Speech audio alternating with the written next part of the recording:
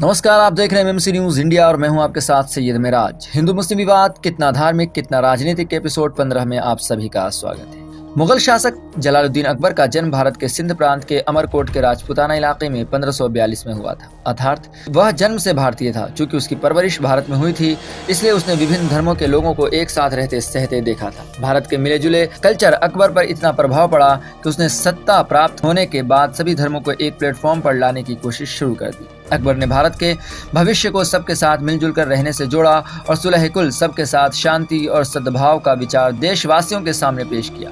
उसने दीन इलाही के नाम से एक पहल की और भारत में सबसे पहले सर्वधर्म सभा का आयोजन करने के लिए फतेहपुर सीकरी में एक विशेष इबादत खाना प्रार्थना स्थल बनवाकर एक नई मिसाल पेश की। उसने सभी धर्मों के लोगों को एक साथ बिठाकर धार्मिक एकता स्थापित करने का अनूठा प्रयास किया। 580 वर्ष पूर्व अकबर ने धार्मिक एकता स्थापित करने की जो कोशिश की थी, उसका विरोध भी हुआ और उसको समर्थन भी मिला। कुछ लोगों को लगा कि अकबर ने कोई नया धर्म दुनिया के सामने पेश किया है, जबकि कुछ इतिहासकारों की राय है कि नया धर्म पेश करने की बात गलत है।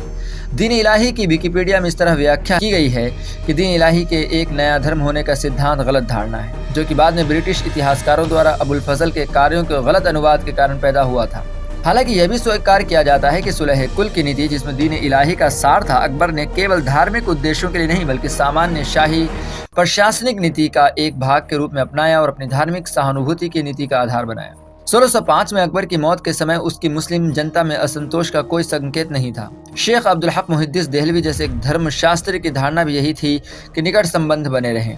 हालांकि बंगाल के सूबे के काजी और प्रसिद्ध धर्मगुरु अहमद अल फारूक सरहिंदी ने अकबर के दीन इलाही के विचार को पूरी तरह से निरस्त किया और उसको इस्लाम विरोधी बताया। इसकी एक वजह यह थी कि कुछ मुस्लिम उलेमा को लग रहा था कि अकबर कोई नया धर्म ला रहा है, जबकि आम लोगों को लगता था कि अकबर की कोशिश केवल इतनी थी कि सब लोग एक दूसरे के धर्म को समझें, एक दूसरे के धार्मिक विचारों का आदर करना सीखें। उसने सभी धर्मों को आपस में जोड़ने की कोशिश की थी, उनका विलय करने की बात नहीं की थी।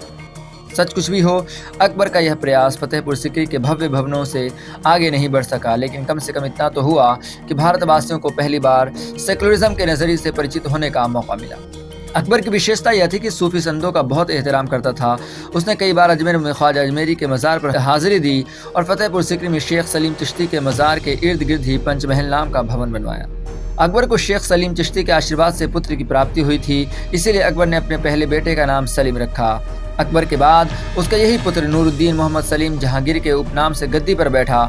जहांगीर के युग में ही ईस्ट इंडिया कंपनी ने भारत में कदम रखे और जहांगीर को खूब महंगी महंगी विदेशी शराब पिला कर उसका दिल जीतकर भारत के में कदम जमाने का रास्ता बनाया। जहांगीर के युग में ही पुर्तगाली सेना ने भारतीय हज यात्रियों से भरा रहीमी नाम का पानी का एक जहाज अगवा कर लिया, जिसके बाद जहांगीर ने पुर्तगालियों के कब्जे वाले शहर दमन पर कब्जा करने और देश में मौजूद सभी पुर्तगालियों को पकड़ने और उनके गिरजाघरों को ध्वस्त करने का आदेश दिया। जहांगीर को अपने ही पुत्रों के विद्रोह का सामना करना पड़ा और उसको अपने बड़े बेटे खुसरो मिर्जा को जेल भेजना पड़ा। फिर अपने दूसरे बेटे शहजादा खुर्रम शाहजहां से भी युद्ध करना पड़ा। इसकी अधिक जानकारी अगले भाग में दी जाएगी। जहांगीर ने उस समय के शिया और सुन्नी उलेमा पर भी बहुत जुल्म किए। शिया धर्मगुरु काजी नूरुल्लाह शुस्तरी को झूठे इल्ज़ामों में मौत की सज़ा दी, जबकि उनको सर्वोच्च काजी के पद पर अकबर ने नियुक्त किया था। दूसरी ओर उसने प्रख्यात सुन्नी धर्मगुरु अहमद उल फारूक सरहिंदी को बहुत प्रताड़ित किया, उनको जेल में भी डाला।